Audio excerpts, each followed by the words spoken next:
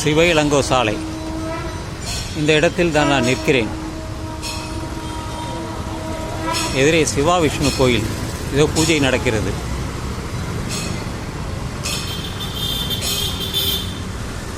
நடைபயிற்சிக்காக இந்த இடம் வந்தேன். வந்த இடத்தில் இங்கே நின்று கொண்டு பேசிக்கொண்டிருக்கிறேன்.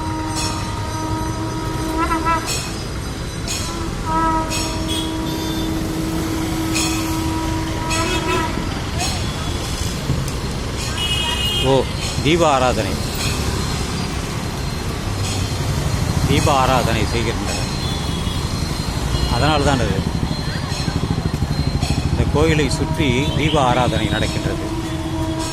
அதற்காகத்தான் சங்கு ஊசுகிறார்கள்.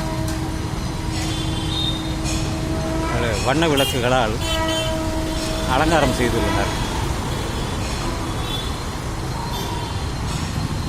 சிவா விஷ்ணு கோயில், கார்த்திகேயன் சாலை.